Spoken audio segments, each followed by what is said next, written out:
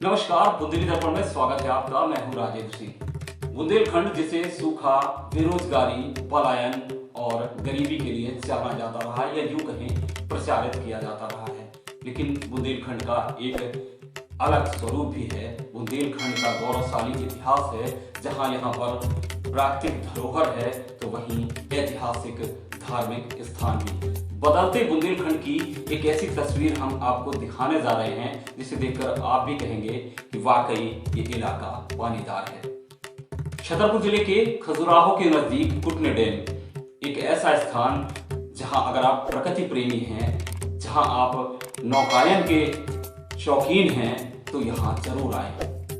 इस इलाके की ये खास खबर लेकर आए हैं हम आपके लिए। देखिए हमारी ये खास रिपोर्ट।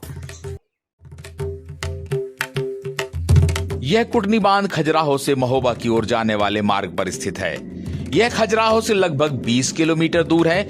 मुख्य मार्ग से बाईं ओर बढ़ने पर एक अलग ही नजारा आंखों के सामने होता है, क्योंकि विशालकाय कुटनी बांध में हिलोरे मारती लहरें मन को ललचाती, लुभाती और अपनी ओर आकर्षित भी करती हैं।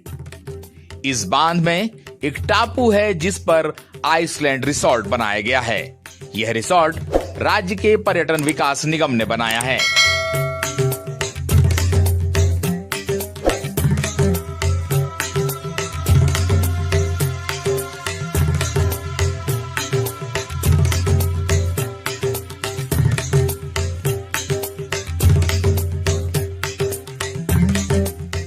एक तरफ जहां रिसोर्ट का लुक लुभावना है, तो दूसरी ओर रिसोर्ट के करीब ही चलने वाली जल क्रीड़ाएं या यूं कहें कि वाटर स्पोर्ट्स भी लुभावनी होती हैं।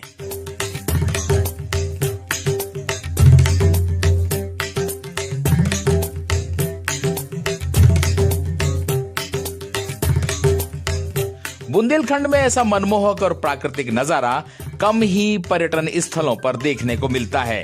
यही कारण है कि यह नया डेस्टिनेशन बन रहा है बुंदेलखंड का। यहां का नजारा यह एहसास ही नहीं कराता कि हम बुंदेलखंड के उस हिस्से में खड़े हैं जिसकी पहचान देश और दुनिया में सूखा के तौर पर है। इस इलाके के माथे पर सूखा, बेरोजगारी और पलायन का कलंक चस्पा है। यहां पहुंचकर लगता है कि यह सारे कलंक सुनियोजित साजिशों का हिस्सा तो नहीं है।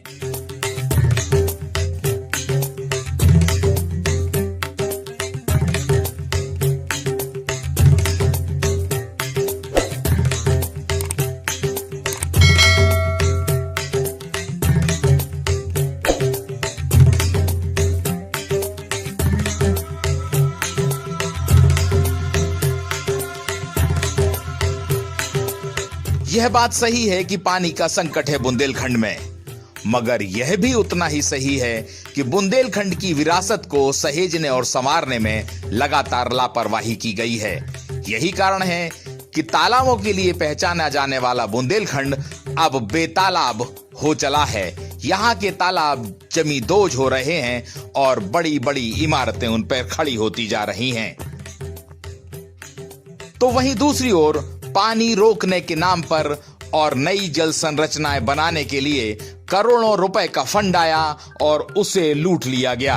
यही कारण रहा कि वर्तमान में ऐसी कम ही जल संरचनाएं हैं जो आधुनिक दौर में बनी हैं। जो हैं भी वे रियासत काल की हैं, या यूं कहें कि बुंदेलखंड में जो जल संरचनाएं नजर आती हैं वह राजशाही काल की हैं। बुंदेलखंड के जल संकट, जिसे नकारात्मक पक्ष भी कहा जा सकता है, उसे खूब प्रचारित किया गया और उसके नाम पर तरह तरह के फंड आए। उन राशि को खर्च भी कर दिया गया, मगर बुंदेलखंड के हिस्से में क्या आया ये हम और आपके सबके सामने है।